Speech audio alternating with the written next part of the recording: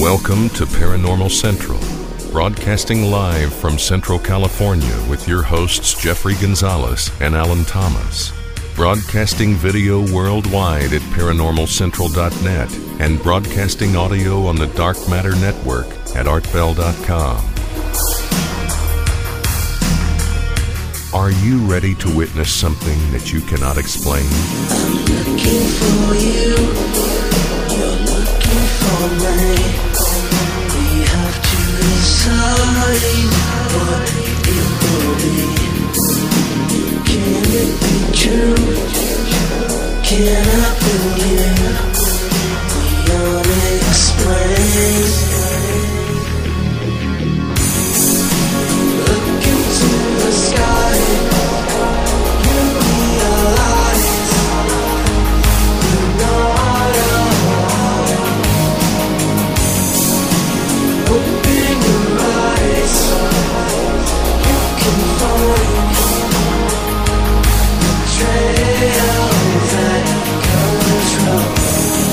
Hello everyone, welcome back to another episode of Paranormal Central, broadcasting live from Central California in the biggest city that we all know, Fresno, California. Stop making fun of us. I tell you, stop making fun of us. Hi, my name is Jeffrey Gonzalez. I am your host, and I got a room full of people. We're going to have a great time tonight. My co-host, Alan Thomas. Hi, y'all. How you doing? Emerald Bonilla behind the scenes. Hi. And we have three guests, actually. If you are watching on live stream right now, we have a member of the Crystal Skull in our studio, Yorick, and we have their keeper, Kimarie, Teter, and Baltazar Villarreal, I guess is the proper way of saying it. Roll the tongue, right? I want to thank you for showing up. We're going to have a great time tonight. If you guys can see this right now, there is a very large crystal skull right in our studio. If you are watching on ParanormalCentral.net, you are able to watch it. If not, Art Bell has a photograph on the website right now. You can actually look at the photograph of Yorick if you are not able to watch this live stream, or you can always come back later on and watch the show. So thank you for showing up again. This is Paranormal Central, broadcasting live, never archived, always live. I've been wanting a show like this to happen for a long time, until I got a call, I don't know, a couple days ago, and it was like, what a trip. I mean, I've known Baltazar for a while, and I had no clue that he had the connections that to make this happen. So I'm happy this is going to happen finally. First of all, before we really get into it, we're going to get into the Sasquatch report. Every show we have a friend of mine called Danny. He's the biggest Bigfoot geek that I know. Well, Alan's one of those too. But he's going to give us a well, what happened there? That got louder, didn't it? Yep. So did I. Oh. Better? What? Was he telling you to hire it up or what? No, I can't hear nothing. So that's why I'm trying to mess with it. But I won't touch it. Go. Hers. Oh. Danny's on. Okay. You're probably not. Okay. Yeah, don't turn anything up on there, so. All right, let's get Danny on. Danny, you there? Yep. All right, Danny The Beldrama. Crystal Skull. You see it? Crystal Skull is making everything go louder. You know what? I tell you, that's kind of weird. Okay, well, did you put the volume That was back? good, back. Danny. Okay. That was good. It probably is. A lot of power. A lot of that power. and the copper coil and everything. Oh, yeah. I got a feeling we're probably going to have some weird stuff happen tonight, and that's cool because I want it to happen. I even have an EMF detector, and I had it right by the Crystal Skull, but it was going off because we have so much stuff going on. See, there's nothing going on here, but hold on. Yeah, let's see. He's tricky. Use your thermal imager on it. No kidding. Oh, dude. Oh, that would be cool. That's a good call. Yes, I think we'll have to do that. Okay, and I'll take some photographs later on. Awesome, Danny. All right, Danny, Mr. Bigfooter, what's going on? Oh, we got a lot of good stories here for you today. All right. All right, our first one comes from... Okay, hold on. For all those who are watching on artbell.com, you can go and they're on the homepage. You have the photograph that we're going to be showing right now on live stream at artbell.com. So go over there, take a look, so that way you're not left out. So, all right, let's go ahead and go to photograph number 1. All right, go for it. Okay, it's from Ken Korzak from the Examiner.com. And he's a writer that thinks that it's time that we reevaluate everything that we know about Bigfoot. And with that, he found this book called The Psychic Sasquatch. It was released in 1998. But he says this book is a good place to start. It was written by Jack Kawani Lapsaritis, and he's an anthropologist. He says mainstream science has everything backwards. That Bigfoot is not an animal. It's a race of people, and they're more intelligent than we are. He's basing on his 40 years of research that he has, and he's saying that, among other things, that Bigfoot is an interdimensional entity that can pop in and out of reality or dimension at will. You know, I've actually heard people actually say that. They'll be witnessing a Bigfoot running or walking, and all of a sudden it would disappear and then reappear. And I've heard that many times. So, you know, it's hard to grasp unless you actually witness it for yourself. But you have credible people telling exactly the same thing. So, yep. And he believes that they're the Bigfoot are a race of people that were seeded here by various ancient and superior race of ETs that he calls the Star People. And Bigfoot has a powerful psychic ability. They can read our minds and send us messages. Which we've heard the two. I mean, yep. And he says that they're an expert astral traveler. They're extremely kind and loving, and they're one with nature. And Bigfoot has been coming and going from this planet, ferried by UFOs for millions of years. Hey, Danny. Hey, how come they don't have fire? I know. You know, they eat the deer raw. I mean, we find the deer's all raw. I mean, if they have all that, they should have fire, right? They might I mean, sorry have about fire interrupting, but you know, just something I was thinking about. Yeah. I mean, we track these guys around and find their roadkill or whatever they never have it cooked. Right. You know, and you'd think if they were that high, they would have a fire. Yeah. Well, in the Middle East too, they don't cook their food. They mean, they have a meat market where the meat isn't refrigerated; it's out, and you just come and grab a slice and eat it raw too. Well, so. we were first starting, we didn't have fire either. Mm-hmm. Well, I mean, I've been all over Africa, and they didn't have refrigerators either, but only we carried everything alive. And then when we got to the village, then the little ladies would kill it and eat it, you know, cook it over a fire, and then we would eat it. The only thing you didn't do is drink the water. Right. You know, their water. But anyways, I was just wondering, I mean, they say it's dimensional and this and that, and, you know, and then it doesn't have a fire. Maybe they don't need to eat as much as we do. Maybe. I don't know. Yeah. It's just they believe that the Homo to me, sapiens, that doesn't make sense. Us, yeah. They believe that we are the missing link, not them. And he says that he has proof. Not only does he have direct communication with these creatures, he says that there's at least 76 other witnesses, or experiencers as he calls them, that have had the same exact phenomenon happen to them. He says that if there's 76 other people, they can't all be having the same delusion. Right. So there's got to be something to this. And he also states that Native American lore largely supports this too. All the Native Americans have it on record that they can do exactly what he's saying that they can do. That's true. So they're saying there's something to it. And this guy's he's on YouTube. Right? He has plenty of videos on YouTube, so you can go and check this guy out. Well, I guess we're going to have to get him on the show, huh? Yeah, he doesn't. Yeah. They said that he's not like a hippie type of person.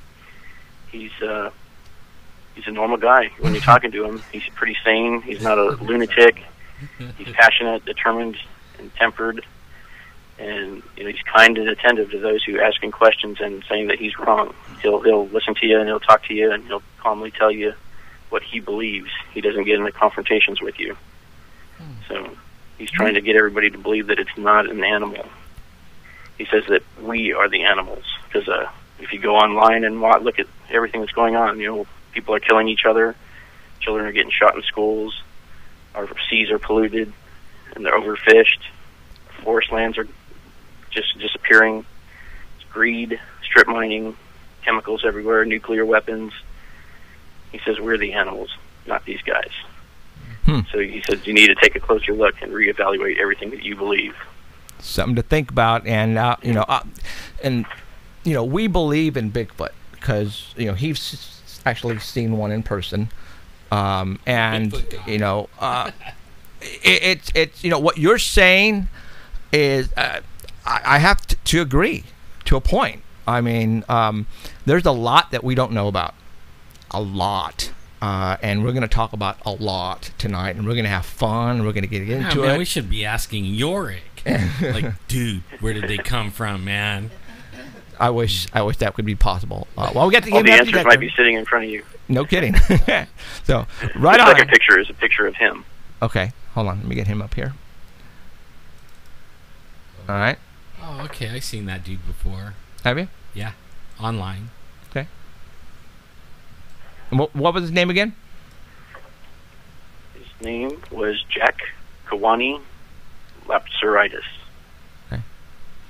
Yeah, that sounds like it hurts. Right on. All right. Picture number 3.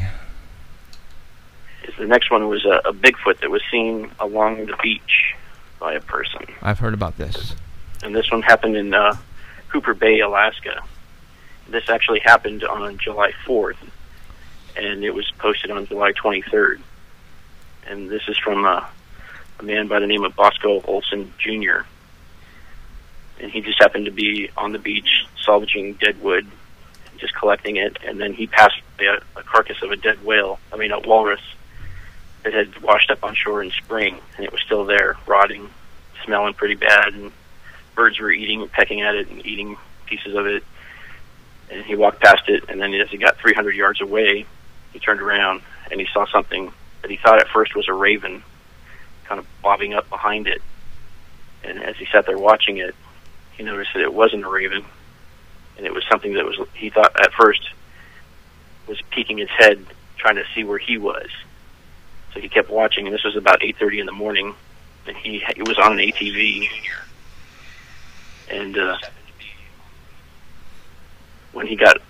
he was watching it, and it stood up, and he said it was like 2.5 times the size of the giant walrus that was there, and it was just watching him. And for about 5 minutes, it just stood there staring at him. And he could see the hair on it. He could see the muscular build. And it just stood there staring at him. And he said the legs were somewhat brownish, very tall and dark. He said if it was wearing clothes, because people had told him that it was a person standing there. He said he hadn't seen anybody that big on the island, and that somebody that big would wave to him. He knows everybody there, and nobody had that same build. And they weren't friendly at all. They said they could feel his hair standing up when they were just staring at him. And he didn't know what to do, if he could jump on his ATV and take off or just stand there and watch. So he was watching for a while. And then he remembered that he had a camera. So he started videotaping. And then as soon as he started videotaping, the card on his camera said it was full. Oh, man. So he only got a few seconds of footage, but that hasn't been released. Only this one still image. He said the creature stood up and it walked down the beach, and he didn't know where it was going, if it was going to come towards him or not, but he said it picked up this giant log, and that's the log that you can see in the picture. Ooh. And then it walked back to the walrus, and it was, he said the log probably weighed about 150 pounds, and he used it to try to roll over the walrus. He stuck it under him, and you can see him wrestling with it, trying to get the walrus to turn over, and he couldn't hear if it was yelling or grunting because of the waves of the ocean there. Too much noise, but it couldn't get it over. And he says that a live walrus that size weighs about 4,000 pounds. So, and dead, he estimated about 2,000 pounds because it had been there for a while. Right. And he couldn't get it to roll over. So, but he watched it, and finally, he started to get nervous. So he didn't know what this thing would be capable of doing. So he slowly backed out of the area and took off on his ATV. And then he remembered he wanted to check out the area the next day.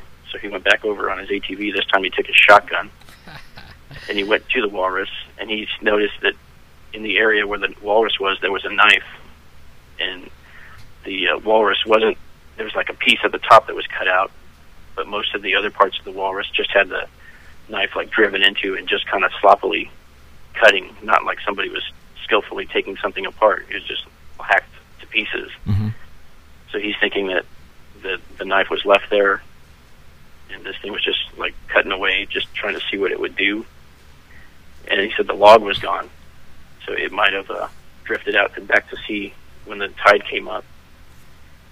But he did hear other reports in the area that people were finding large footprints about 5 inches bigger than what their footprints were, and some of the people had 10-inch footprints, and then they said the footprints were about 5.5 feet or 5.5 inches bigger than theirs along the sand there. So he estimated the size of the walrus to be 3.7 feet high, and the creature was 2.5 times bigger than that. So he said the creature was about 9 feet tall, 9.5 feet, or 9.25 feet tall. So whatever he saw there, he said he couldn't tell. He's not certain that it was a Bigfoot, and we haven't seen the video to see how it walks, if it has the right leg bend and all that stuff. Right. He hasn't released it. So what island was this on again? this was Hooper Bay, Alaska. Okay. I'm not sure where that is, but he says he knows everybody on the island. Right. And this was nobody from the island. Wow. Cool. All right. What's next? We got picture number 5. That was a painting that somebody did of the Bigfoot eating the walrus. Oh, no. Yeah, I've already showed that one on the other one. Okay. And the next one is just like a picture of a road. Oh. Because this one didn't have a picture. It's just a story. Oh. This was from August 15th. Mark Moberg did put this on the Bigfoot Encounters Only page. And this is a report from his mother, from when his mother was 17 years old in 1971 from the Olympic Mountains in Washington State. She was forced to go camping with her parents, and she didn't want to go, but she went on the condition that she could go to the town every day to call her boyfriend. So she took the family station wagon and drove into town one day, and she saw this guy on a motorcycle in front of her, and all of a sudden a owl came down and ran into the guy's bike and got stuck on his brakes. So the guy was swerving, and then the owl jumped down onto his leg and dug its claws into the guy's leg, so the guy ended up dumping his bike to jump off. So she slowed down and stopped to help him. And she found out that it was a park ranger on the bike. So he asked her to go to the ranger station up the road and get something so they could help the wounded owl. So she came back with the other park ranger who wanted to help too. And while they were there on the side of the road, she could hear a bunch of noises coming from the bushes on the side of the road. And she kept asking, "Did you guys hear that? What was that?" And the park rangers would only tell her, "They won't hurt you. Don't worry about it. They're just curious." And that's all they would say. They wouldn't say what it was. So later after the day, they had a couple hours. They were talking to her mother and the injured ranger, and they also happened to be going back to the ranger station to get everybody cleaned up. And she asked again what was in the forest earlier in the day, and the ranger told her it was a group of Bigfoot. And that's exactly, he said he used an Indian name that she no longer remembers, so he could have said Sasquatch or something like that. Right. But he told her that these people had a good relationship with them, and they don't like outsiders. He decided to work the campground to keep peace between the Bigfoot and the people. And he suggested to her that she stay close to camp after dark, and she shouldn't worry as long as she stayed close to camp. But he said he believed that they stuck around the crash site to make sure that forest ranger was okay, because they knew him and wanted to make sure that he was okay. All right. Now, see, this is like you're saying that what that other guy, the author who wrote that book, The Psychic Sasquatch, he's saying that the Sasquatches are gentle, nice, but here, you have a forest ranger telling somebody, peace. Don't go out there, stay close. Yep. Why is that? because are they dangerous now? They don't like strangers in their area. Okay, so now let's talk about that. They don't like strangers in all areas. We have people going missing all the time, and that's something that we can talk about. People that we know tell us that Bigfoots are nice, they're innocent, they don't hurt anybody. Yeah, leave them alone, you guys. Yeah, but then you have people disappearing. Yeah, we can go back and forth on all this. I don't think we know all the answers yet to the Sasquatch. I know they're for real, no doubt about it in my mind. But we just don't know everything to know about these people. People say they're creatures, and we can go back and forth on that too. So it seemed like we were averaging one a day going missing up there for a while there. Yeah, here in the Sierra Mountains. I mean, it's in the Nevada Triangle. Yeah, I mean, we got people going missing here all the time. It's ridiculous.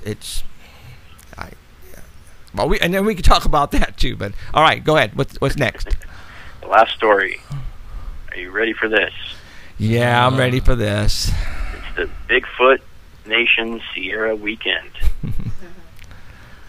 Yeah. This is the first annual. It's going to take place Friday, September 12th through Sunday, September 14th. It starts at 4 p.m. on Friday and ends at 11 o'clock on Sunday. And it's put on by Bart Coutinho and Sean Evidence. Right. And then there's like 4 other people from the Bigfoot Bounty show. Right. That are going to take you up into the Sierras for the weekend. And what you need are camping supplies, plenty of water, and food. And $400. No. Probably. How much is it? You ready? Yeah. And this is going to be in Sierra City, which is near the area where Justin, because he's also going to be there, Justin Smayhoff. Uh-huh. And they're going to let you know exactly where to meet 48 hours before we go. And there's a very limited amount of tickets. The dinners and Sunday breakfast will be included in your ticket price. And that food is going to be served up by Justin. Everything that he's killed, and he's saved all the food and all the meat and everything. So you're going to be eating black bear, wild boar, deer, snake, shark, quail. Hope you don't get sick and die right there. Yep. Food poisoning. 12 and under are free. I'm 12. Well, that's a good way to get the Sasquatch out there. Justin will take you to the kill site. To the kill site. Really? Yeah, you're going to be there for 2 hours. He'll give you a tour of the kill site, let you know exactly what happened. How much? You haven't told me the price. I know, I haven't told you the price. Yeah, you sucker. Want to keep it to the end. Dinner's at 5:30. They'll take you to the kill site from 7 to 9. And you're gonna search all night long, starting at 9 o'clock and into Saturday morning. Yeah. And then you can wake up at noon on Saturday, and they'll have different workshops on how to take DNA samples, how to track casts, trail cams. You're making sure you get can your have money's another worth, wild right? game barbecue. Okay. And then an all-night search again. All for the amazingly low price of $300 a person. Wow. That's actually not bad. $300 a person. Is this the same And guy? you only that get dinner and breakfast. You had to Dinners, pay- the 2 nights, Huh? and breakfast on Sunday. Is this the same guy that shot, Yeah. quote unquote, and then he was charging people like $800 or whatever to see the No. body? You're talking that's about Rick. Rick Dyer. Oh, okay. Yeah, no, this had nothing to do with. Yeah. How many tickets are they going to sell? It doesn't say. It just says a limited amount. A limited amount. Yeah. So. Well, That if people want to go. I mean, Hey, it fits with what's his name? Moneymaker. Yeah. This is like $375. It or says something like that. more guests will be added as we get closer, so you have to keep checking their site. It's BigfootWeekend.com, and they'll keep you updated on there as to who's going. We will. But right now it's Stacy Brown, Richter Riolo, Rowe. It's going to be there, and Justin, Bart, and Sean Evidence so far. Enough of that. It's like an all-star cast. All-star cast. They calling it a wild game barbecue. Yeah, Yeah, just, black bear, wild boar, Wow, okay. deer. I know, we'll take you for free. I mean, we're Bring not your own gonna food. charge. So okay. Yeah, we'll take you. We can't guarantee you'll come back. Yeah, that's right. We need we need to track them somehow. All right. What else is going on? That's enough of them. That's it. Oh, I did talk to somebody on my route. Uh-huh. And I can't tell you his name or where he works, and he doesn't really know about all these conspiracy theories or anything, so I thought it was a good opportunity to ask him some questions. Okay. And I can't even tell you where he works or what he does, but he did say that the airport is their second biggest client. And I told him, well, what are you guys doing out there? And he told me, and I can't tell you, but he said that their biggest client is out there in Kerman. But he did tell me an interesting piece of information. I said, well, yeah, aren't they pulling a ton of dirt out of there? He said, oh, yeah, they're bringing out a ton of dirt. And I said, well, where are they all getting it from? Because they're not getting it from above ground. They have to be getting it from underground. He said, well, I don't know where they're getting it from, but they're pulling it out like crazy. And what I heard last week was that they pulled out too much. So now they're going to have to start taking some back. What? Yeah. And so where are they going to put it? We'll talk about that. You can't go above ground. They're not taking anything above ground, so it's got to be going back underground. So yeah, they screwed up. They screwed up, and I think it's going to start collapsing. Hauling it back in. Okay, right on. All right. Okay, sounds good. Sounds good. We're going to talk about that. What's going on here in Fresno, and I think. Okay. Anyways, all right, Danny. Thank you very much. We'll talk to you next week. Okay. See ya. Right. Okay. Bye. Bye, Danny. All right. Okay. What do we have in the studio today? We have 3 guests. Kimarie and Baltazar and Yorick. Now, let's, why don't you get the microphone? The microphone's right there. Let's go with Mr. Shy over here first. I can't. You can't read it? August release Forest Service. Another meeting by the Forest Service. Oh, okay, we'll have to go to that, though. And that goes with that Bigfoot report, like, are they closing it because of the Bigfoot? We'll talk about that, so. All right, Kimarie, thank you for showing up. So it's Kimarie. Kimarie, I'm sorry. Kimarie. I suck with names. It's okay. Can you hear me okay? I can hear you, but only... Now, let's do it again. Okay, can you hear me? That's there you better. go. Yay, we can hear you. Yeah, it's all these news adjustments. So, hi. Hi. Thank you, Baltazar, for hooking this all up today. Welcome. You're welcome. So, okay. I'm honored. You're welcome. All right. Let's talk about the reason you're here. Introduce everybody to Yorick. Well, I'm really so happy to be here, and I thank you so much, Baltazar, for coming into my life. And I have a tendency, since I've been carrying this amazing conscious mineral, ambassador since 2011, and it's my honor to carry him where he's called to go. And so I have a tendency to think that Baltazar might have even called him in. So I'm grateful to be here, and I always am in a mystery as to where we're going next and what we're going to discover and what we're going to share. So my experience has been, since meeting this amazing crystal skull in 2011, that I have, in order to facilitate this relationship, I've had to practice being completely in the now, being completely open and listening and receptive to what it is, where it is, and what's next in relationship to this giant semiconductor of a record keeper, essentially, for Gaia. It's really giant, too. Like tell everybody how heavy that is. 35.5 pounds of Lumerian crystal skull. We just say 36. We round it up because he's pretty heavy. How old is he, you think? Well, my question back to you would be, how old is the Earth's crust, which is 85% of it is crystal? Right, but I mean, like, birthed into his now look, right? I mean, the rock could be old, but only in its current shape, or Let me answer it this way.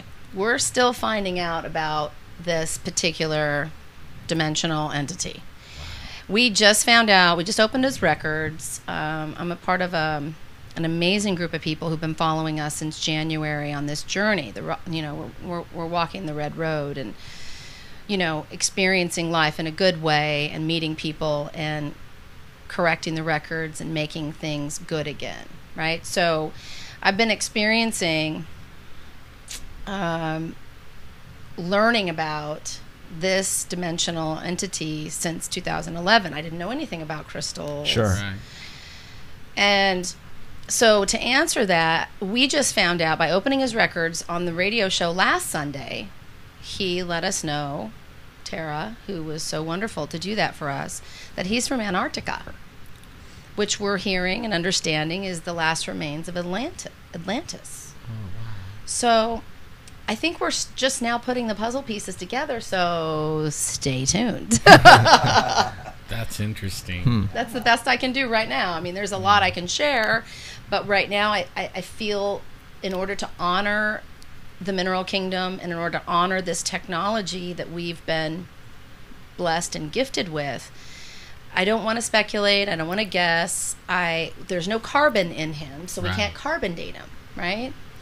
What we do know, what I can share about a date, is that when we were on the journey in 2011, there were some codices that were delivered anonymously to a private art gallery in Los Angeles. And in those codices, it was revealed that in the 1300s, Mayan priests were actually using crystal skull-shaped technology to work with the elements to fortify their crops, their civilization, their operations. So that precedes what we've been taught in school, which was that it was discovered in the 1500s. I think the better statement on that would be, in order to correct the record, is that the highly coveted Turtle Island was usurped in the 1500s when the Native American was asked how much for this land. And that guardian of this earth said, how can I sell you something that doesn't belong to me? Right. I'm a guardian for this place. So they took it anyway. So they said, well, we have a flag. Mm-hmm. And they started doing business. Yeah.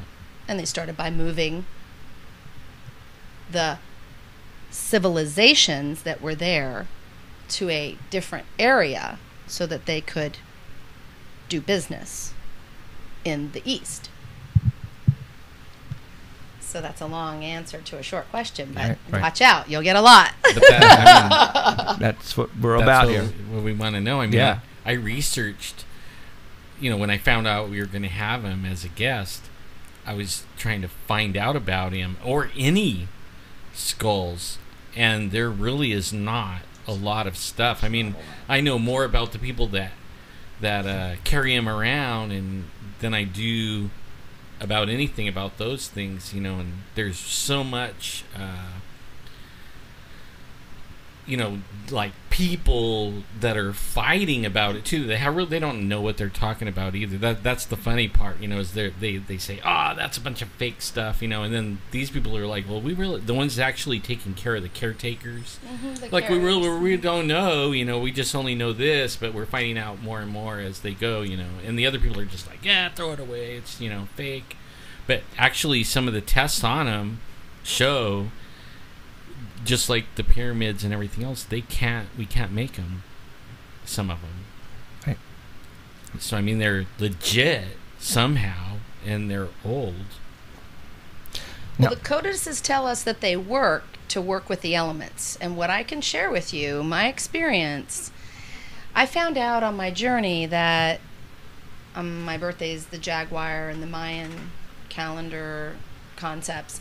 And that's the bringer of the rains. Well, I'm putting the pieces of the puzzle together as I've been on this journey. I'm like a child. I'm learning in awe, and I don't profess to know anything. I'm just here learning and experiencing, like in that discovery. And so what I've experienced, a couple of stories I can share. This one is pretty amazing. We were in Sedona, one of the sacred locations that we visited on our journey in 2011. We were actually, the intention was to visit these sacred spaces, honor the ancestors and the civilizations that had been in all those locations for many lifetimes before, and fire the grids, they said. So I didn't know really much about what that meant, firing the grids. What's a grid? What's firing it mean? I didn't know. So I was always in quandary and asking questions, and I learned a lot since then. But one experience I can share that I really think that people need to know so that they get a really good idea of the work that Yorick's doing here is I was having a conversation with a Vietnam vet, and I had gifted him some recycled bullets that were made into the shape of talons of eagles and rattlesnake tails, and they were just, someone had gifted me with them before I went on my journey, and I didn't quite know what I'd use them for, but he seemed to be the perfect elder to receive those because he was still suffering from all that conflict and war that happened in Vietnam. So we had a sacred smoke together by a little creek in Sedona where years earlier some people had actually died in a sweat lodge there because of the chemicals that the wood was treated with. So I just got chills. Wow.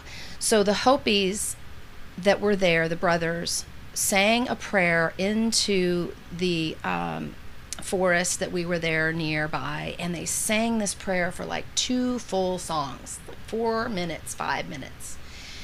And after that sacred prayer session, we all sort of were left just wandering and experiencing, and that's when I was down by the creek. Someone had Yorick up where there was other ceremonies happening, so it was just me and him having a sacred smoke by the creek. And we began to talk and share stories, and I was looking at the water, and I was seeing all of our elders, and I was seeing the children, and I was seeing the vision of the traveling and the migration that was, you know, a part of our history. And I saw that we can't leave anyone behind. I saw the bubbles going back behind the stream to make sure that the slower elders were keeping pace and they were protected from behind. And I was just sharing. That's what happens when you do a sacred smoke. You know, you just share from your heart. And so my friend who was carrying it came over, and he wanted to do the honors. This gentleman I was speaking to wanted to put him in the water. So I let him put him in the water. And do you know what happened minutes after we put Yorick in the water? The fastest way for the crystals to speak to other crystals, mineral or liquid, which were liquid, is through water. So he went into the water. Minutes after, we had a hailstorm, and I'm not kidding you, golf ball size hail. What came to me was that the prayer was there to assist those souls and their relatives to ascend into their dimensional home and came back down as part of the cycle. Into the water. And by the way, no one else in that whole valley that we were in experienced the hailstorm except those of us that were in the creek at the time. It literally was a sheet that went all across the water itself. We had to take cover. It was a golf ball size hailstorm. Okay, so I understood Jaguar and Bringer of the Rains to be of a power that we needed to be responsible for, especially working with these sentient conscious beings. So he was assisting us in completing that cycle and healing that valley from those people who had maybe got caught in a dimensional elevator, if you will. And this helped them release that energy and release their family and friends who were suffering. And so one of many stories. Thanks for letting me share that. Yeah. That How did you acquire Yorick? Great question. So Glenn, who's passed on last year, he's here on my left shoulder, and I'm carrying a torch for him. Our goal is to free humanity from the constraints of the oppression and usurpation and tyranny that we've experienced since Vietnam. He was a naval officer, Glenn was, in Vietnam, and he never wanted anyone to experience what he had to experience. He was so sensitive. And one day, after knowing him for 3.5 years or so, Glenn Grubb, I feel you here. Him and his wife, Susan, are the keepers. I call them the door keepers because they're the gateway that he came in through. He shared with me a video about the measuring of your aura. I don't know if you've heard about those tools, but Drumvala Melchizedek talks about those a lot. And this video sent me over to Drumvala's website, where it showed the Mayan journey. For the first time in 25,000 years, the Mayans were opening up their dance, prayer, ritual to the public. And I was like, every time I went to speak the calendar, I was bawling from my gut. I couldn't get the schedule out. So all of a sudden, I realized that a prayer of mine was answered, that I want to know more about my ancestors. Show me what I need to know. And all of a sudden, I'm sharing the schedule with Glenn, and he says, I guess it's time to go get the crystal skull. And I said, I've known you for 3.5 years, and you've never talked about a crystal skull. What are you talking about? He didn't have a name at the time, this one. He said, well, a buddy of mine who I served in Nam with has a crystal shop. He's a crystal miner. And someone brought these in from Brazil a few years back to Sedona looking for carriers. He practically gave them away, looking for carriers. And I think it was part of the work to fire the grids, to have all of these crystals. 85% of our Earth's crust is crystal, so how perfect to actually have them go to work together like a bunch of semiconductors and start communicating to help us all remember who we are, what our part is, how we get to play. So he said, that's how I know about it, and I think he has one that needs to go. So he mailed this crystal to me in New York City, asked me if I would go, and I said, of course I'll go. I'll take this crystal to meet the Mayans. So how I acquired it was in service to someone who couldn't take the journey himself. And I said, absolutely. So the minute I took him out of the bowling ball bag, guess what happened? This is how he got his name, actually, too. Took him out, put him on a glass top table. The television wasn't on. It's a big screen on the wall, right? You know how cable goes HM1, HM2, and you actually have to choose the channel you're going to pick? No. He sat down on the glass table, and it went right on to a nature channel. And that was my first meeting, the trickster. So his name, I told Glenn about that experience, and Glenn said, well, it sounds like Yorick to me. And that's from Hamlet. Oh, poor Yorick, I knew him well, which is the ego.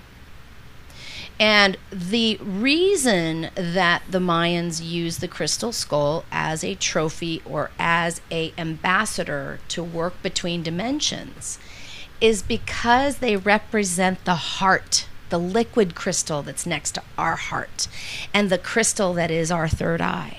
So when someone, and I'm getting chills again, when someone has dedicated and devoted their life to the heart and to being in service here as an ambassador for the Great Spirit, they get gifted with one of these guys. So I take that as an honor, a great honor, and I'm here in service, and that's how I came about being the carrier of this crystal skull, and I'm so grateful. My life has changed forever since 2011. What were you doing before 2011? I'm so glad you asked. I was actually, I was doing hair enhancement. I had been training and teaching people all over the, Turtle Island and United States and Mexico and a couple other places how to enhance hair loss. This is before I really learned that there's definitely cures for cancer and there's all these things, before I looked behind the curtain. I was in service to assist people with their dignity and their, grace in recovering from cancer. And because I worked in Hollywood and I worked on celebrities, I was getting privy to some of the different concoctions that were being used to help celebrities keep their hair. Well, I felt that everyone needed to know that. So I had been on a couple radio shows. Thank you, Janine Garofalo. So many people learned a lot from me being able to be out there and sharing the knowledge. And that's why I think shows like this are so important, because people really are looking for the information that leads them to their next chapter in their work and their lives. So I'm so grateful for this kind of venue, and I know he is too, given what he shared on the last show when his records were opened. So I was specializing in hair enhancement and for cancer survivors. Wow. Yeah. Are you still doing that, or? I haven't. This is like a full-time thing now, isn't it? So there's a bridge there. So I had an amazing business. I had clients in New York, I had clients in LA, and what happened was I went to the top of my little hill. I was getting ready to conquer that mountain. And in one fell swoop, in a year, everything shifted and changed. And next thing you know, I'm behind on my payroll taxes. Good old IRS. So what happened was I had I call it a divine intervention now. But at the time, no one was taking me off that mountain because I had work to do. I had people to save, So what essentially happened was I learned by looking behind the curtain that there's some nefarious things going on behind that curtain. And it's not just one little old man pulling a trigger. There's many little old men with big bare bellies who have only their intentions in mind. And they have only to harm in mind. And they have only to interfere in mind. And so they picked the wrong Cherokee Sicilian to mess with is pretty much what I have to say about the matter.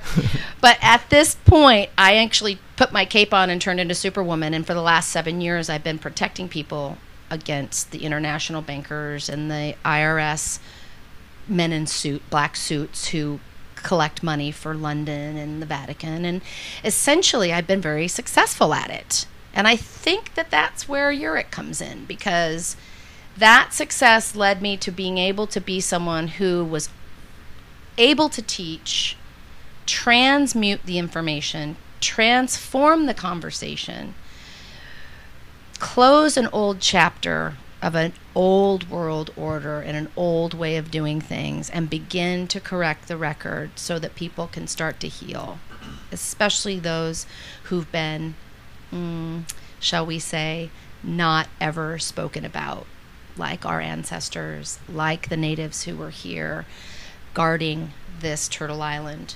So we're here in reverence and in honor and doing the work to assist in the remembering, the information. That's what the crystals do. They hold memory, right? We know that this is a sacred pearl. Nefarious people you're talking about, yeah, they go to great lengths to dispose of any history or remembering anything, because they want only us to know their agenda. You know what I mean? And that's the most important thing to them, and we're all just like swilling beer and watching games and and watching everything go to heck in a handbasket, and nobody cares. It's almost like they're brainwashed. They are controlling us so we don't find out the truth. Right. As simple as that. And that's why we even started doing what we're doing, because it's angering to find out, there's these things going on, and most everybody rather turn it on and find out the score, right? Than find out what's really behind the curtain, like what you're saying. And it's important to know these things. Because one day you're going to turn the TV on and it's going to be some guy sitting there telling you something you don't like, and you can't do anything about it anymore because you watched too many games and you ignored everything so long that now that you lost control. Yep. Everyone lost control. But I'm feeling like everybody's waking up nowadays, and people are starting to wake up, and it might little be by from little. These guys popping out. It hasn't been a long time since those guys have made the scene, really. And it's interesting that what you're saying is really interesting. Yeah, we are opening up people's minds here. Hopefully. Maybe not fast enough. Yes. It just, wow. I'm just like you said, goosebumps. Yeah. This is what our show is about. It's about giving people the truth. Turn off your TVs. It's time to listen. After we say something, go do your research. Come back and say, wow, you guys were right. And that's what we have been getting a lot of lately. We thought you were full of crap by telling us this. I went on the internet, Googled it. Holy beep, you're right. Oh. Okay, Yeah. and then now they are watching us and listening to us in numbers. Beautiful. In numbers. So are the little guys behind the curtain. Yes, they are watching The us. sad part. I have a Yeah. message Yeah. for them. They should stay tuned. I have a Yeah, message. you don't have to be afraid of them, really. No. They're actually more afraid of us than. But only they're like this big dog in a room, that's on a chain that can't get to you, and they're barking really loud, and everybody's like, ah! But really, that's all you gotta. They can't get you, really. They can sick their IRS dogs on you, but really, I mean, even they can't get you if you know the truth. Right, the ways around it. Yeah, So, that's right, yeah. yeah. So, what you are doing is very cool. Yes, I think so, too. I think it's very cool for you to drop your life and to start a new journey. It's what we're doing as well. Doors have opened up for us the past couple of years that would have never imagined would have opened up for us. In fact, we weren't even trying. No. They're just like, come on in. And it's continuing that way.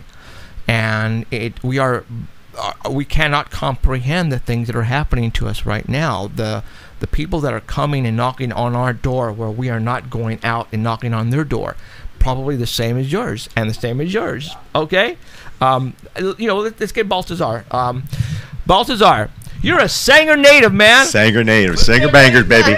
Sanger bangers, baby. Okay, what the hell? Singer bangers.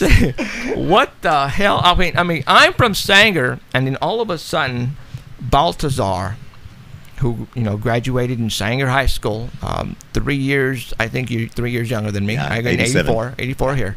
Yeah. And I got a call a couple of days ago. You invited me to the summer solstice last year, and I had to work that day, and that weekend I had to work. I couldn't make it. You gave me a call, I don't know, 4 days ago, 5 days ago, about Yorick being in town, and I said, "Wow." The message was, "Call me now." Call me. Call me now. With this phone number. With the number, and then when we started talking, I said, "We got to get you guys in here." There are many people out there who know of the crystals, who have heard of the crystals. Example, Indiana Jones, and Right. I mean, come on, if you haven't seen that movie, you shouldn't even be watching the show right now. Right. I've told people that, and a lot of the shows and TV movies and what you see on TV, there's a little bit of a truth in that. I think they're giving us pieces, Emulating aspects of the yes, truth. yes, so that you can. It's like they want the smart ones to figure this out, and they want the dumb ones to go away. What? So when You know what I heard? What? I heard they can't do anything to us without telling us first. Right? It's like giving permission. Right? International law. You have to give So notice. they go and they show it to you, and even though they're not telling you they're going to do it, Right. It's like pre-telling you, and then whenever later when you catch it, and you're going, hey, we didn't give you permission, like, hey, we've been laying it out there. Remember this movie and this and movie this, or this rock star, Yeah. this Super Bowl, halftime show. Right. There is just You should have said stop then. No. there are, if people need to just look right in front of you because it's there. Yeah. But a lot of people are afraid, but a lot of people think it's bullcrap. And that's why we're doing this, to tell you it's not bullcrap. You guys need to just open your frickin' mind now. It's as simple as that. And your hearts. And your Yeah, hearts. and your hearts. Because you're going to be left out in the cold, and the people who know about this are going to be the survivors, I think. What got you involved? Tell everybody what you do as far as the crystals. I'm an Akashic record practitioner, and I'm a member of the Akashic Records World Council. And in so doing, it's an ancient way, very ancient way that, as a matter of fact, in this earth incarnation originated from the Mayans. It was a sacred Mayan prayer that the Mayans kept sacred for thousands of years. Back in 1960 is when the Mayan councils decided it was time to share the prayer with the world. That's a gentleman by the name of Johnny Prochaska was the first one that was brought through, and he was brought in because of the soul work he had done. And many of us, and that's what we all have in common, is this soul work. Yeah, we have this 3D life of what we do, but that soul work. So that prayer was brought in, and it started teaching the sacred method of prayer. It was translated into Spanish, and then later it was translated into English. It's a sacred prayer. We belong to an international council, Akashic Records practitioners. And so doing that work, it's really helped ground in folks and their willingness and their opportunity to connect directly without hearing the white noise of life, of their television, the white noise of their job, the white noise of all these other stories, and connecting themselves. Tell the people out there what the Akashic Records are. So the Akashic Records, Akasha is a Sanskrit word, and it's an old word. It means from where all knowledge comes from. All knowledge comes from. So it's basically a sacred library of the inception and separation of our soul beings from Creator Source, from that inception on. And so it's a sacred prayer, sacred opportunity to open those doors and to get into your history. And I want to bring it into real life right now, and that our televisions and our phones and our radios are actually run by a tiny fingernail-sized chip of a crystal. Because they hold memory, and they're able to transmit and receive. And so we get a chance to be able to do that. And so that's a part of very special work. What you very, it's very beautiful. And so we get to do work with folks. But through that, I belong to different groups, helping. This is my service work. I have an 8 to 4:30 job. Right. I specialize in the work that I do.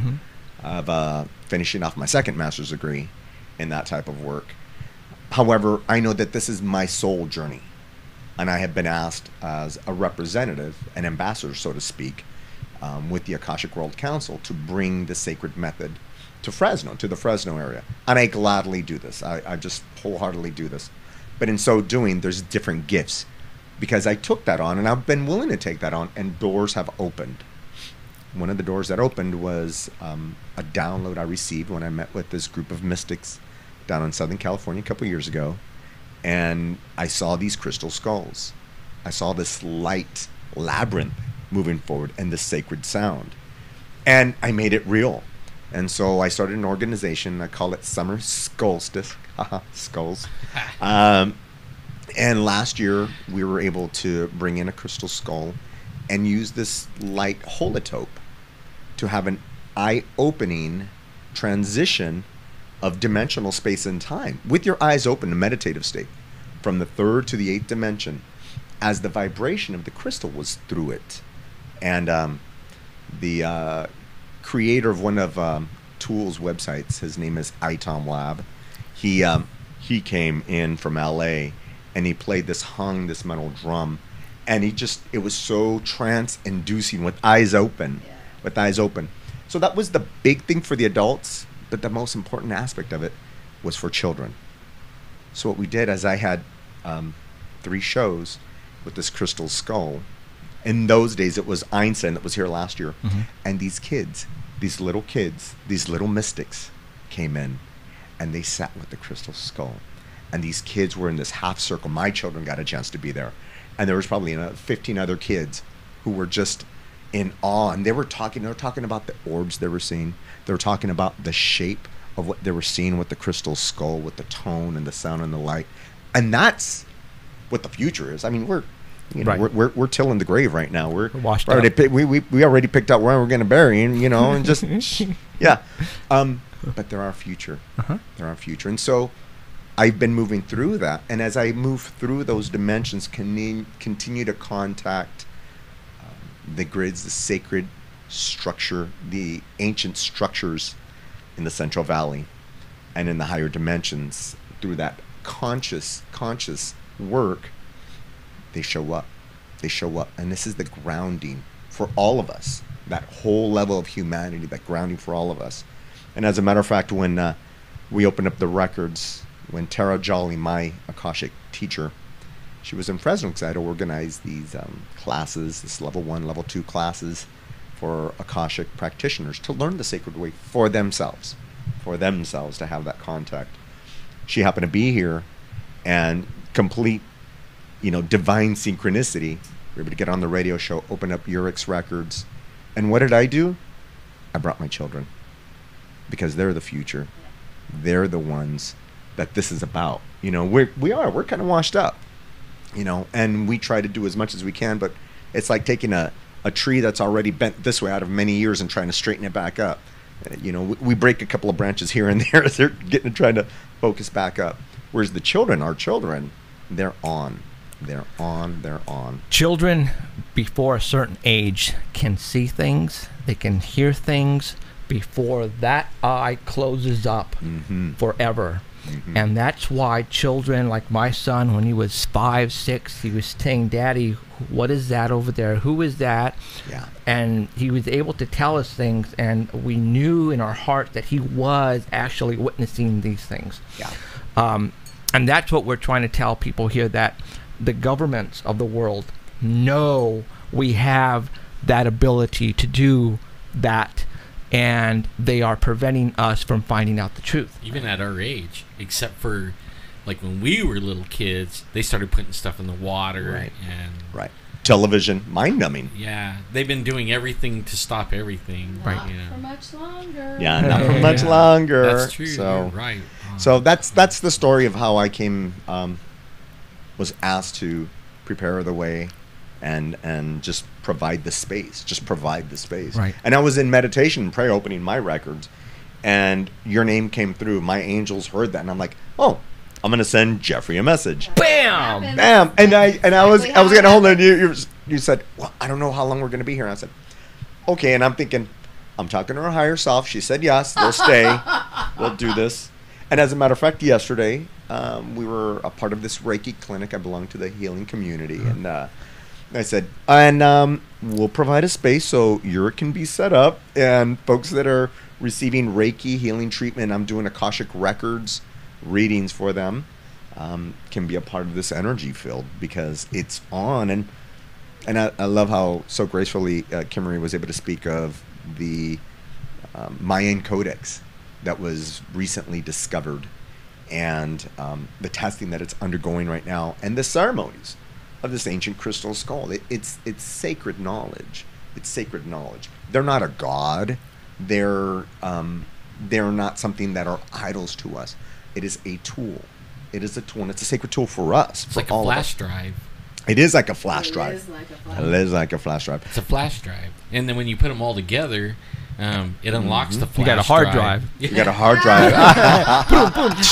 Yeah, 10 gigabytes. And that was We're the software. where the Right, soft, yeah. yeah. And that was the first ceremony we did, was in the San Joaquin River, outside of Fresno, North Fresno. Was we took Yorick, we took Nikolai, my elongated skull, crystal skull friend over there. And the water. And in the water. The food. In the water for the What food water? and the air. Ah. I know. Yeah. Sacred prayer. There's a Sacred lot prayer. of water that we're not being told about yet, that the elders know about, and those that do the dowsing know about. I'm in touch with a few elders who have made it their business to begin to drill wells that are 300 feet deep to bring the water to the deserts. So we are finding out that there are massive lake beds of pure water that's been resting and percolating near all of this crystal grid information. Not only is there water coming our way, but magnetic, plasmatic, orgasmic. Can I say that on the Sure, Yeah. you just did. purified, hydrating, magical water substances that are getting ready to come. So our job is to get everybody ready. Can you really get ready for a celebration? Can you really get ready for a world global circus and carnival where the new technologies are going to be, what do they call that when you debut them for the first time? Debut. Can you imagine a place where children are welcome, which, by the way, we're learning a lot from them. Yes. They're waiting for us, BTW, where the children are expecting you to be in a costume. They're expecting you to play and have fun. You know you have a child. I'm speaking to those children out there that are waiting for us. We're coming. And we're going to create the greatest show on earth. And this one will be different. Why? Because it will be the show that never ends. So for the first time in our history, the baby boomers, the elders, will actually hear about an event that they'll make plans to be at because it's one that's never going to end. It's never happened in our recorded history. So we've been shown from the other dimensional caricatures and guides that I work with that the next thing on the plate is to prepare our emotional selves, our nervous system, our hearts, our minds to be ready for a show, the greatest show on earth. And guess where the location's purported to be, where they would like us to have it. Think about it right now for a second. I'm not going to answer it. Where do you think people go right now? Where do people come from all over the world to go see magic and entertainment? Like L.A.? Close. Magic Mountain? That's where they produce a lot. Yeah. Where do they go to actually get the entertainment they're looking for? Vegas. Thank you. Isn't Vegas a desert? Mm-hmm. Yeah. Wouldn't that be a great place for the friendlies to come? Well, I mean, Wouldn't they it- already have their highway right there. Well, right. Yeah. So check it out. It's a place where everybody's welcome, no matter where you're from in the world. That's true. Your ritual, your costume, your belief system, your ideas could actually be presented at this global fair that never ends. It only grows like a cell, right? Imagine happy cells growing for the first time on this planet. Imagine that's the crystal grids they're talking about. Imagine people from all over the world get excited about the possibility of having a festival that doesn't end. That's the biggest thing people have. That's the biggest issue they have with the Boom Festival, Burning Man, all these different festivals, is that they're only 3 days long, 10 days long. I have to go back into the real world? Right. Ew, where they want my money? So what if we actually had a place where people could go, pitch a tent, camp, and stay a while? I'm just saying, it would be a way to show the energetic migration of what people are prepared and ready for now. And we could actually have our radio shows and our television shows be ones that are reporting the good news from around the world, the new technology that's happening.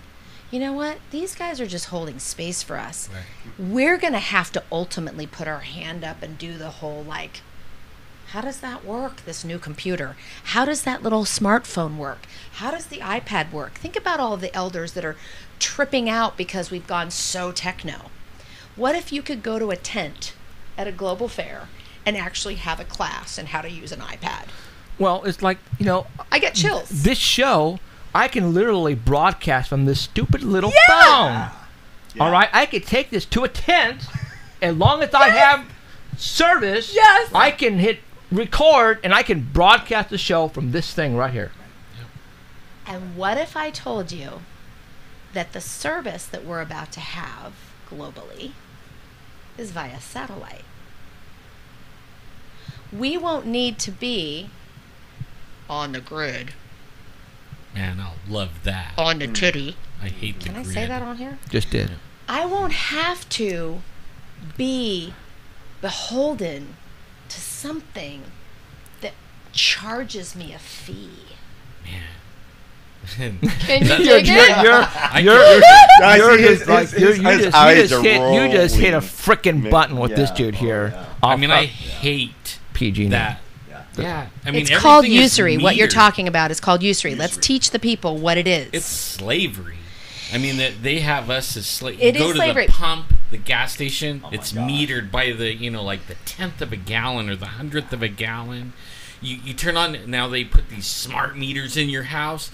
They know exactly how many seconds when you turned the light on and when you turned it off. What by what amount of power is being generated.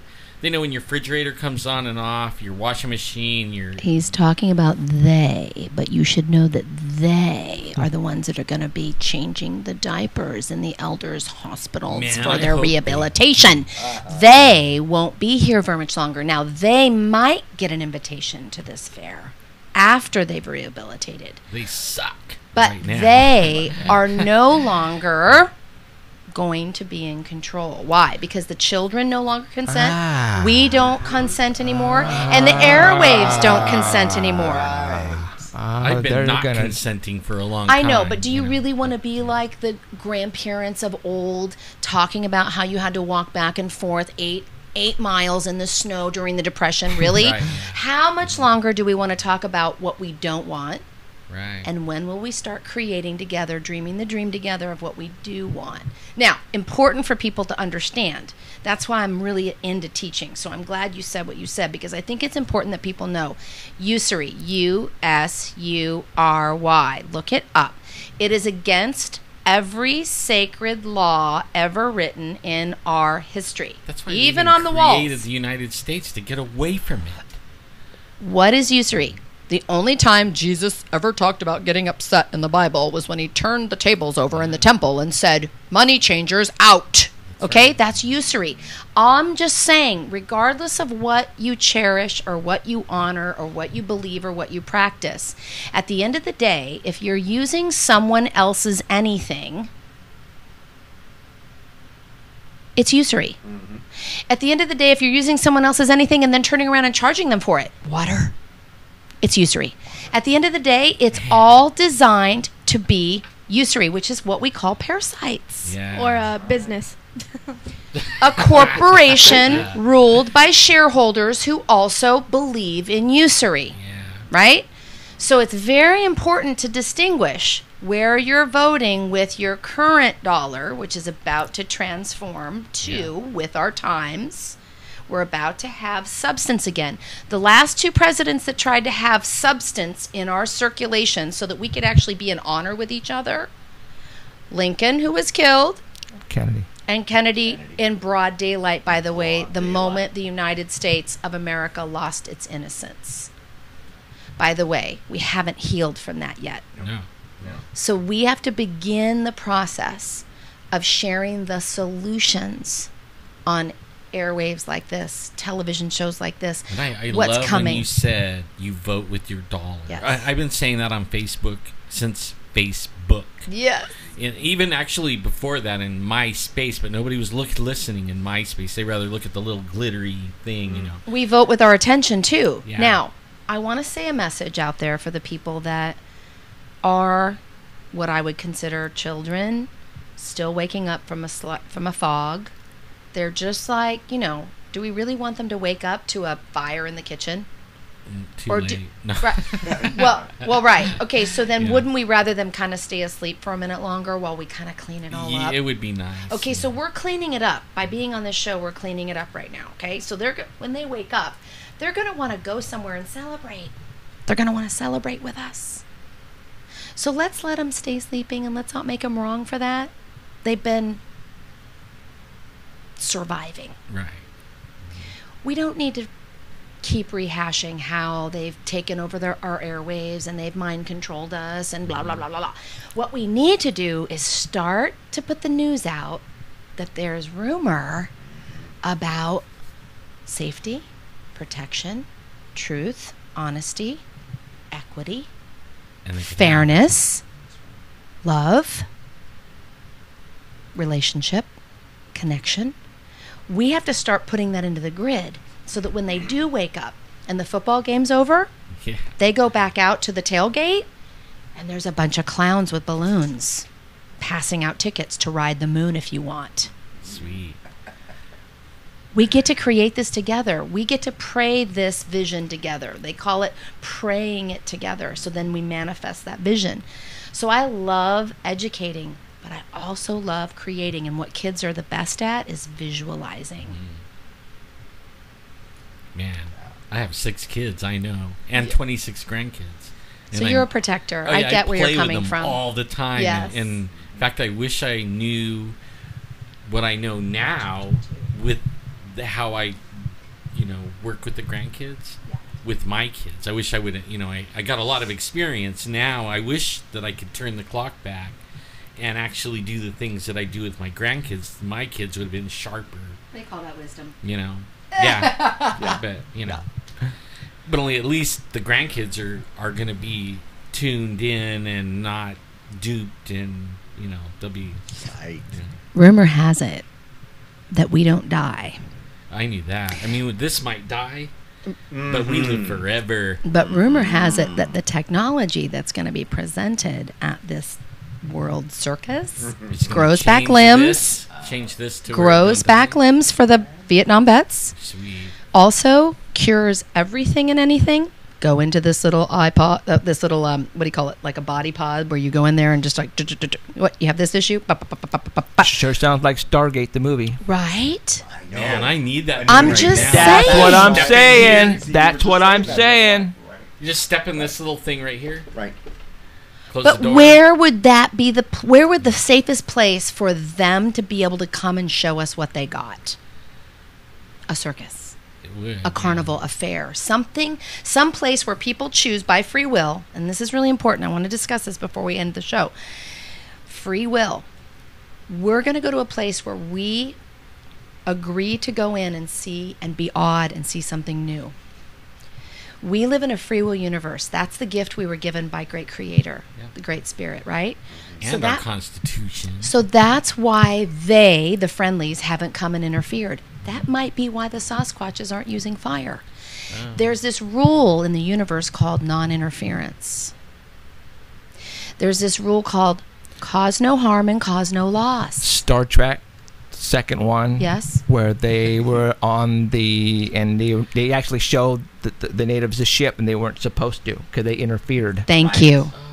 They weren't ready. They weren't ready. prepared for it, and they didn't choose to see something new yet. Right.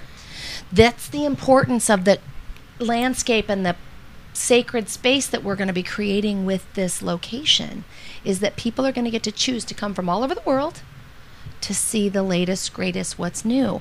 Then they won't be interfering. So we'll have an area where the friendlies can land. Hawaii just created a sacred space where the friendlies can land. They're going to be able to come and land, and people are going to be able to say, when can I go to the moon? When can I go on your ship? So it's a safe place that's going to be created for those that want to be pioneers of a new era. And the old system, the old trade route will operate until it doesn't have any more fuel. Hopefully not long. I would like to see them run out of gas. Yes. Like soon. And I don't even mind not even having money. Really. Right. I could see this happening, but at the same time, it's like we gotta fight for it. I mean, it's not like I what I'm getting, and maybe that's just how I am. That's how I'm think. Is it sounds all happy-go-lucky. They're gonna come. We're gonna be all happy, and it's like no, it can't be like that. You're gonna have a fight on your hands. We already do. And that's the agreement. And so, people like us, we make the sacrifices. We make the sacrifices. We make the sacrifices. That's what we're doing. That's what this is about. It was beautiful last year when we were doing summer solstice. Itom came, and he brought it looks like a flying saucer, this metal drum. And he sat all night with my kids. His poor girlfriend went to bed. He sat all night with my kids, and my boys, Jared and Jordan, Madeline was bringing them crystals on this giant dinner table that I have, and they were creating grids. Oh, I saw that patterns. picture. You've seen that. I saw that picture. Yeah. That was, I didn't say anything. Force, Luke. I didn't say anything, Jeffrey. They heard the music. And I see And them, they they're like travel. messing with the scroll. They're positioning putting them it- on yeah. here like I did. this, I and did. like- I stayed back, and Tom sat there. We make the sacrifices. We make the sacrifices because as the children, and we do the best we can. We do the best we can, and as we do this for the children, they get to receive that. They receive that purity and message. They receive that purity and message. My teacher today, Tara, asked me. She says, she checks me all the time. I constantly do that work with her, and she says, "Why did you invite your children to see the skull last week? I want to hear it in the 3D." I said, that's why they hired me to be their dad. Yeah. That was one of the major agreements, besides keeping them safe and helping them open up, is to allow them that opportunity. They're going to take what they need to take from it. But this is going to be their world. This is going to be their world. We're, like I said, till in the grave already. And that's why we do it. That's why we do it. That's why we make the sacrifices we do in light and journey. My kids are great. They've gotten used to it. I unplug the TV all the time. The war has to be over. Yeah. We have to declare peace. We do. And it's difficult, and they want to fight us with it. But we unplug. We unplug from the NFL football games. The hundreds of thousands that show up for this massive dumbing down. Competition. You're right, war. right. And so we give them opportunities, and that's what we do. And that's why we've been called. And we're good at doing that in the Central Valley, aren't we, Jeffrey? Man, Man, you know those what? Sanger bangers, I'm telling you. There is something going on here in the valley that we need to talk about. I started this many moons ago, all right? And it was because of curiosity. Why is there things flying in the skies? Why, can I see something in the corner of my eye, but not totally? There is something else outside of what we see here that I want to know more about, all right? But Fresno, to me, seems to be a magnet for some reason. And at this point in time, I don't know what it is, but there are other people who, example, groups, military, for example, that are here that are telling me, yes, there is something bigger than you would ever imagine. And we were talking about that before we went on the air about the dirt at the airport. They're constantly taking out dirt at the airport because they're digging underground, people. All right, we have an underground facility. But this started way back in the 1940s. There is something else happening here. I believe Fresno is part of that grid. It's very strong here. And I want to show you some pictures. North Fresno happens to be a very, very special place for lights in the skies, for entities running around. And one day I took a journey with a friend of mine, and we went walking. And we ran into something. We found something that didn't look right to me. And what I'm going to do is I'm going to show you what we found north of Fresno. Okay. We're talking structures that I think are very old. I think these are Mayan Indian. Wow. Okay.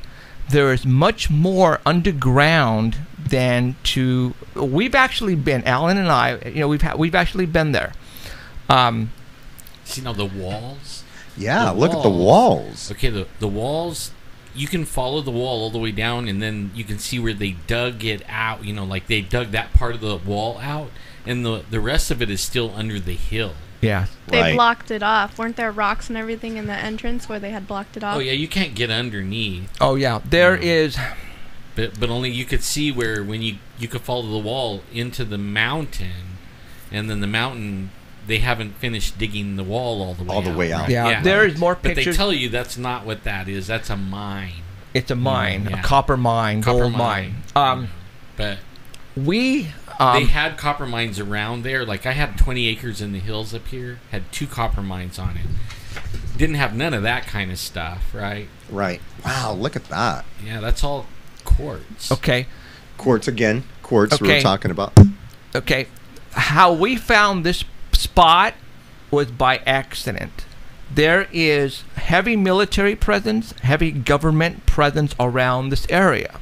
Have been for many, many, many, many years.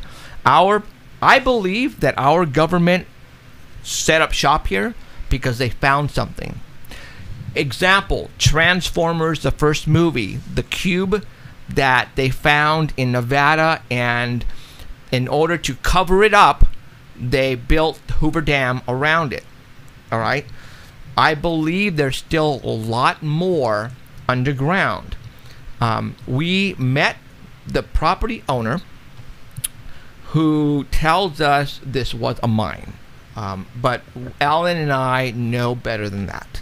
Well, he also, when we first met him, he took us really away from his house, like away. And then he told us all about us. He told me my birth sign. He told me a lot of stuff, and then he told Jeffrey about his stuff. We had a TV producer with us that just came into town. He told her about her. In fact, it was the quietest drive away from the place because we were not expecting to be told everything about us by this guy. Okay. Wow. And we drove by like, oh my God. Yeah, it's like, the producer was walking with the owner of this property, and she told him right there, well, have you ever seen anything crazy or weird? And I was walking 10 feet behind them, and he says, well, why don't you ask your friend back there? He knows. And he's never met me before. So obviously, we call him the gatekeeper. Now, entities. People have seen weird creatures walking around here. Are you familiar with the night walkers or the night crawlers of Fresno, the beings that were captured on film? I've heard of them. Yeah, Okay. yeah. Okay.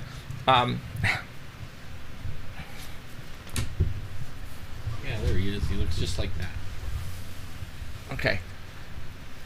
There is a very, very well-known artist from Fresno who makes these, who happens to have these up there near this area.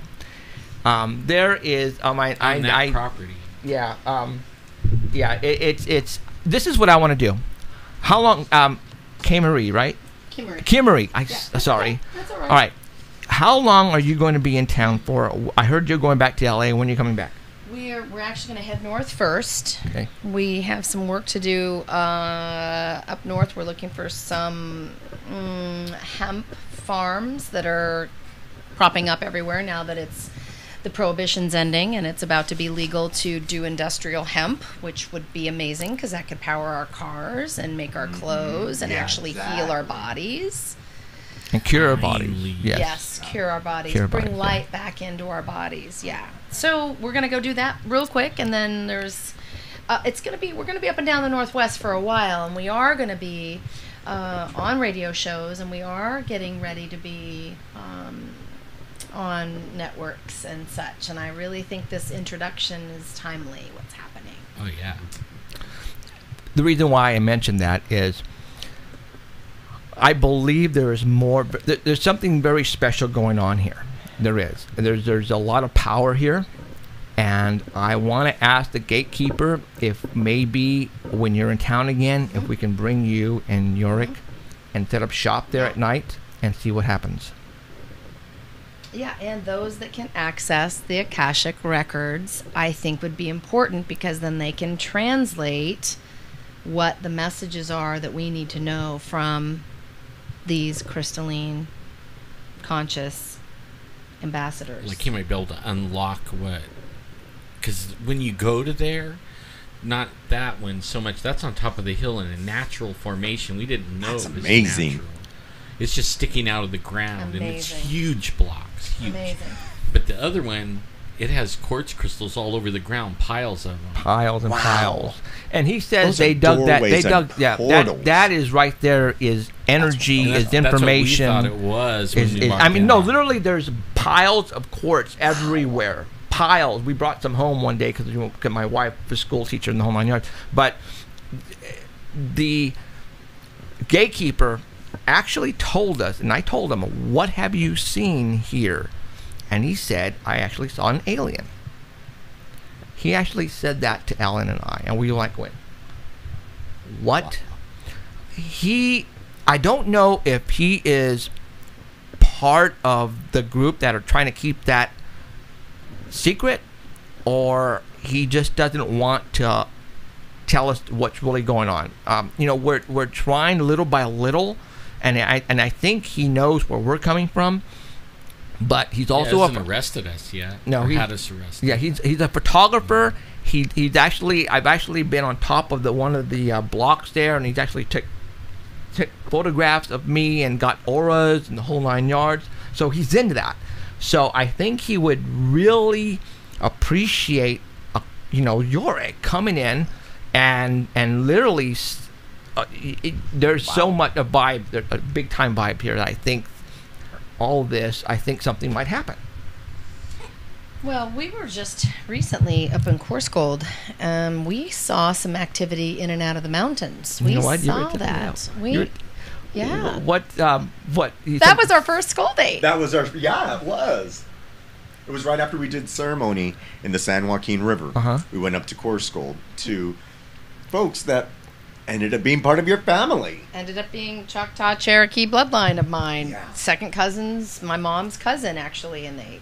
So the sacred hoop is mending. The tribes are gathering. To me, guys. No. Yeah, totally. It wouldn't surprise me at this point. At this point, I realize that we're all connected. We're all one. We're all united in some way. But we're experiencing the mystery and the reunion of that day by day. The more we meet each other and the more we open our hearts to one another, then we marry each other again. We become family again. And that's what I think we're doing here. Well, I'm quarter Cherokee. Are you? And then my wife is quarter Cherokee. Wow. And we go back, like her grandfather is a real famous painter. But he passed away, but all his paintings are hanging in the Cherokee Hard Rock and all in the Indian headquarters and everything over there in Tahlequah. I'm told that the Tula were here from afar, and they occupied the Arkansas area, which is where the largest crystal caves above ground are located. Yeah, And I'm told that the Cherokee were some of the ancestors that were taught by the Tula who were from afar.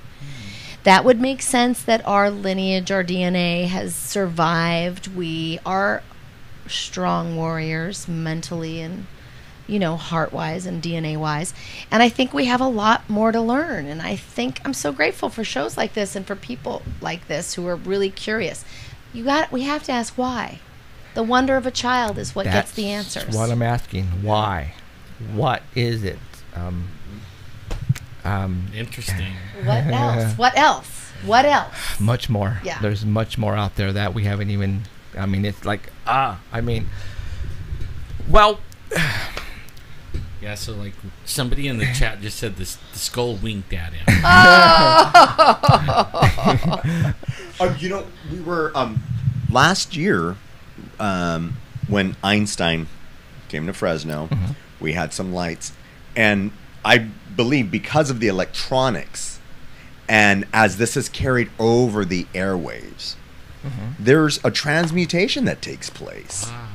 There literally is. Of course there is. And so on the even on the Summer Solstice website, there was an interview with Chuck Leonard, and there was people that were reporting that from across the U.S. Oh my gosh, is it changing color? And that's what happens because this is ceremony. Look at this. We're in circle. Sacred. We're in circle. Sacred, This is sacred ceremony. We're in circle. We're in circle. We I are. didn't even notice that, but we are. We are in circle. And what's at the center? What's at the center? Go ahead. Yeah. Crystal skull. I'm Crystal going skull, to... and then he's going to check it out with the thermal. I'm going to take some photographs with the thermal imaging. Make sure you don't forget about the blue orb. Oh! Blue orb. That's right, the video. Let me take some pictures He's here. just taking some pictures. Just taking some pictures. But it's a sacred opportunity. It really And is. just for the record, this crystal conscious ambassador belongs to the world. This belongs to everyone. I'm here, Kyle's here. We're assisting by being its legs and being its antenna to find out where it needs to go next to do its work.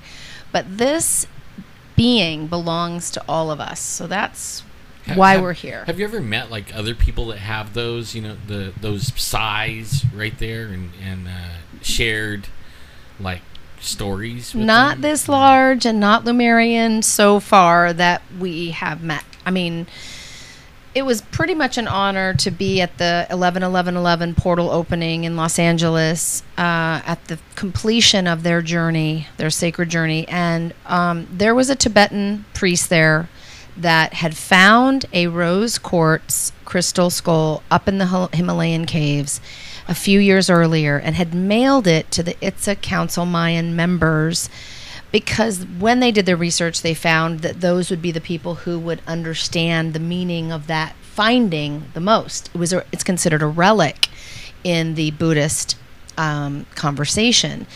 And so when the ceremony took place, they actually handed the found rose quartz skull to the Tibetan priest, and the Mayan and the Tibetan priest actually exchanged the skulls, which now we understand to be the information from the east was exchanged with the information from the west.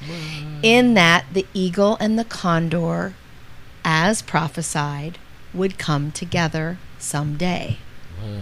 And at that time, Humbutsman, who was the interpreter for the original traditional Mayan language that was being spoke in the ceremony, afterwards invited the Tibetan priest to have all and any of his folks that live there come and be on Turtle Island. 800 years rent free. Ha ha ha ha ha ha ha. Meaning usury was over. The deed to Turtle Island was now due back to those grandchildren who are the gods that were dreamt into existence. The Mayans who ascended and the Mayans who were protected during the last shift of ages. The information they received during that photonic belt transition allowed them to understand what no time could actually mean, what dark matter actually means, what the birthing of a star place actually means, in order to put it into a code so that people could find it later and decipher it. So the ascended ones, I feel, are actually us who came back from the future to assist in correcting the timeline. So in order for that to happen, we had to go into a no-time place starting December 21st. Those of us that got the call in the 60s to come in on the next vessel in knew that we needed to come and help Gaia move through her ascension process, and that this shift of ages wouldn't be smooth. It would be a little bumpy because we were in quarantine, because we had become a violent planet. Violent to her, violent to each other, and violent in the agenda that was to follow. It was the people, those guys that control everything right now. They actually, that's what the Dark Ages was all about. Like, they controlled then. The bloodlines that control now controlled then, and they didn't even, it was like a big deal for people to learn to read. Remember, like, when you were a kid and he couldn't sign his name, so he signed to X, on TV and movies. Well, now it's the Enlightenment, everybody's learning. We all know how to read now, or we should, all kinds of stuff. They actually been suppressing it, and they love violence. They're the ones that made the arenas, and at first they would feed you to the lions if you questioned their authority. I want to address that fight that we were talking about earlier today, and I want to address it in a way that corrects the record. Well, because it's very important that we understand what we've been actually battling. And I'm talking about our ancestors who sacrificed in order for us to actually be here today. There was a curse by the learned ones who were the ones who could read back in the day, which were called popes back then. And this curse that was put upon us was found to have been put in place in 368 or 86 AD. Forgive me for not knowing the total facts, but that curse stated that the evidence will show that people are the reason that Jesus died on the cross. Therefore, in our next law, we're going to write that humanity doesn't have the responsibility or the ability to manage its own affairs as it pertains to God. So the message that I'm speaking, those that know about this curse are the ones that I'm speaking to right now. That curse was put upon humanity. It was called forever purgatory, and to tax and deem them dead at sea. Dang. That was the curse. That's cold-blooded. That's the creation of usury in that moment, because what they did was they created themselves as the middleman, the trustee, the agent for the estate. They made themselves an agent of my DNA, your DNA, and every commercial act that we would ever, any energetic act that we would ever generate on this planet, they considered themselves to be the owners of it. The grandest usurpation that's ever happened that was never rebutted. Under international and universal law, until such law is rebutted, it stands. So the issue wasn't necessarily the oral law that was put in place, which is what our tribal ancestors understood, that oral law was the way. It was the written word where the forked tongue came, and those that were learned began to speak double and have double meanings about the written word. And in the written word, it was written that we weren't capable of managing our affairs to God, and therefore we had a middleman called a money changer. Do you understand what I'm saying? So it's been rebutted now. For the record, it's been rebutted. We say we no longer consent to a middleman or usury. And we say that is ended now. We're actually going back to original, universal, star knowledge, tribal it's law. Totally over. Totally over. Just only, it's in the middle of changing. Yes. Right? Yes. And the old school guys that were in charge are trying to keep the wool over everybody's eyes as long as they can. And they're asking for assisted suicide right now. It's not Bankers are throwing themselves out windows right now. Yes. The statistics will show this. Yes. When everybody finally wakes up, they'll be on the run. Because when everybody finds out what was done, they are not going to be I'd like them to be contained in a FEMA camp wearing pink tutus. Give them to Joseph Armeo or whatever he is over there in Arizona. I mean, actually, I agree 100%. I love what you're saying because I hate these guys, honestly. Every time I get a PG&E bill or anything that's metered where they're charging me, oh, man. My wife. I go She's absolutely laughing. nuts. There's the delay, the pink tutu thing. Got her laughing. We got like a 2 minute delay right here on the through the video part. Who's the police sheriff's officer in Sacramento? What the organization? It's just that he's the Oath Keepers. Yeah, the Oath Keepers. Yeah, they are a fan of the show. They watch our show.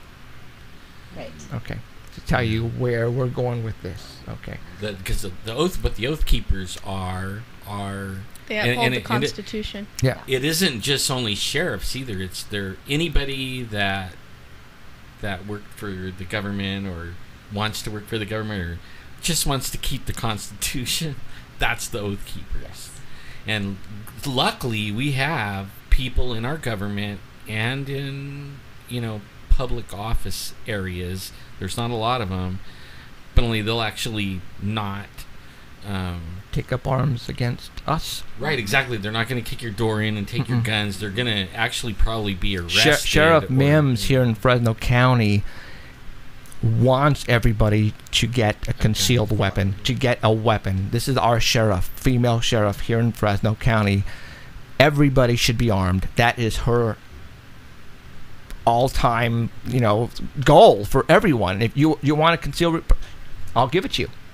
I'll give it to you. That's the way she is, and that's awesome because there are people out there who are government.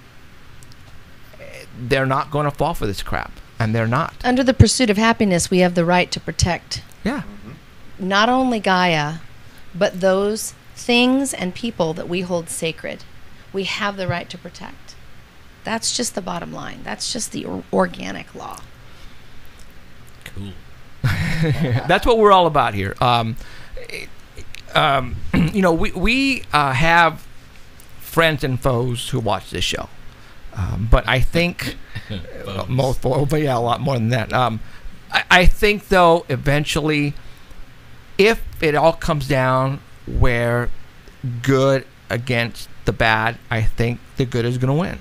Because there's just so many of us. Yeah. There's so many of us. And now, with everybody now having weapons, I mean, everybody has a weapon, a gun. Everybody.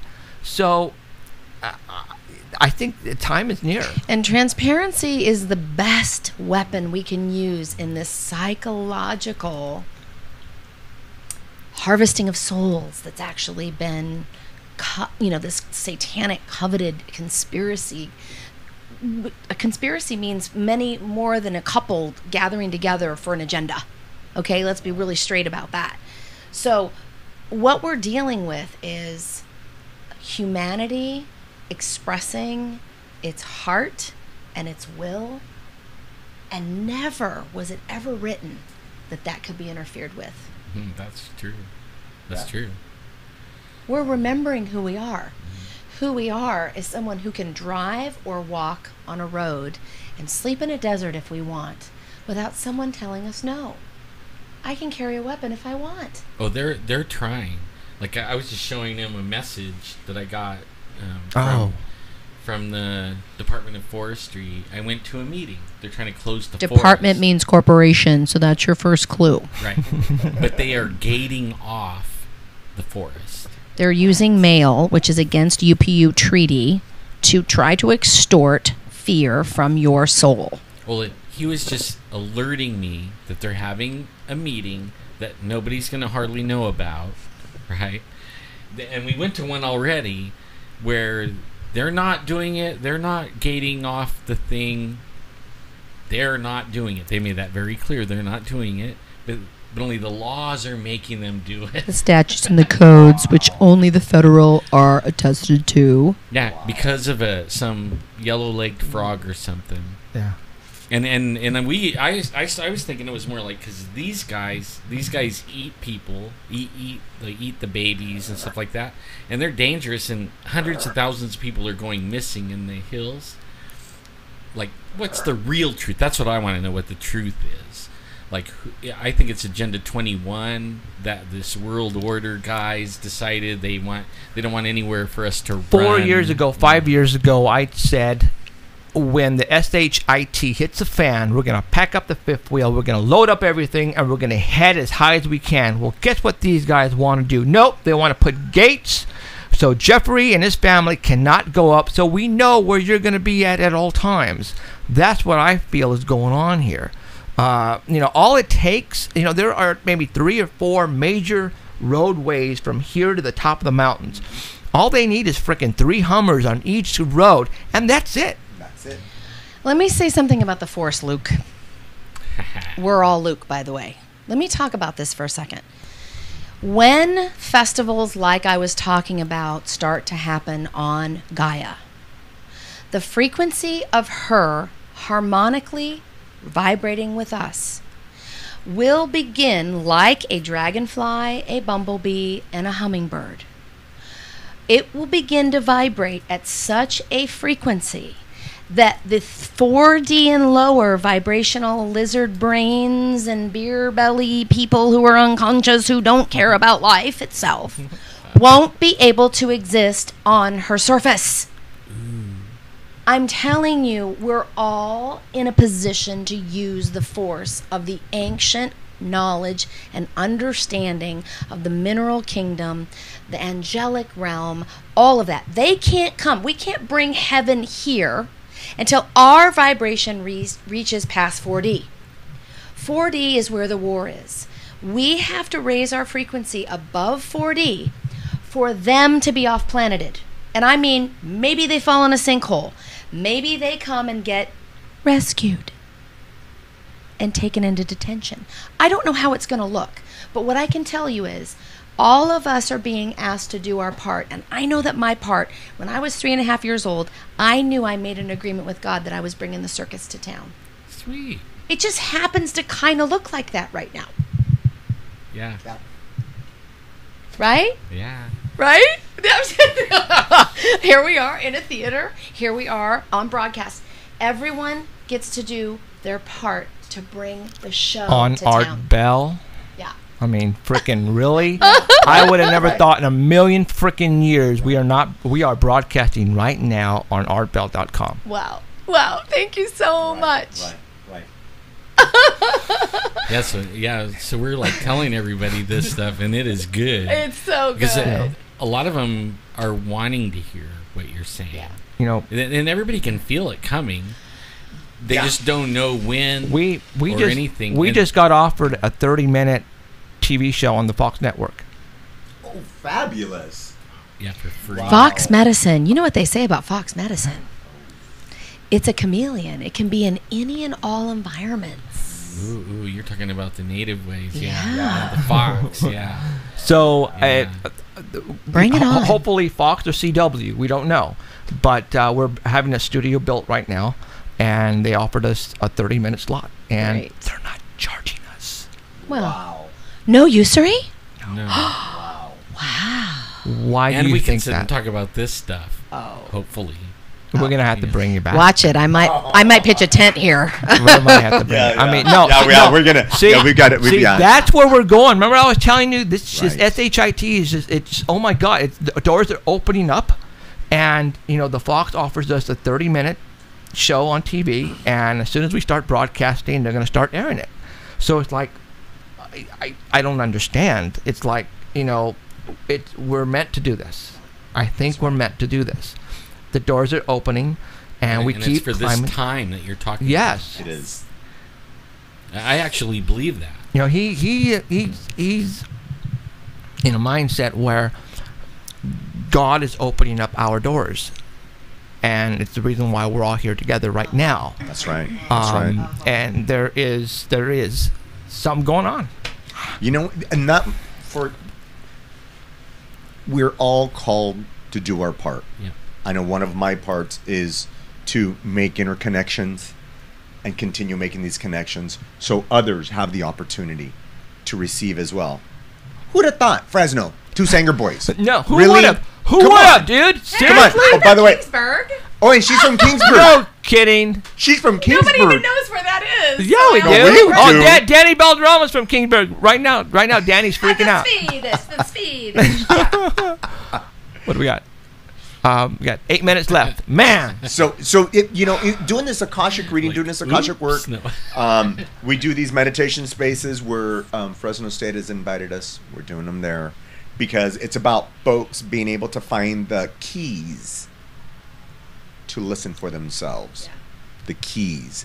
And so we all have these opportunities because it's all around us. It's all around us. So, is this the Ed Case? Remember that guy? Ed Casey. Casey? Edgar Is that his Casey. name? Edgar Casey, That's where we yes, that is started Edgar our Casey. journey in the middle of Manhattan at the Edgar Casey Foundation. Serious. And that's where the Mayan elder told us that we are all the gods that they dreamt into existence See, for now this I'm time. getting goosebumps. I We travel all the way to the west to do work in the Akasha. Right? Sweet. Which the West represents transformation. Wow. Okay, that's it, folks. Thank you very much. Wow, that's And you good. were saying? Well, I mean, I've read a lot about Edgar Edgar Casey. Casey. I don't know how to Casey. say his Edgar name. Casey, You know, yeah. you just read it, and then you read all the stuff, and I mean, people wore him out because they used his gift, and he was a really kind person, so he wanted to help everyone, and then they just used the right out of him. David Wilcox looks just like Edgar Casey. He does. He does. He has been the pioneer in disclosure of the not so nice people on the planet. Yeah, that's true.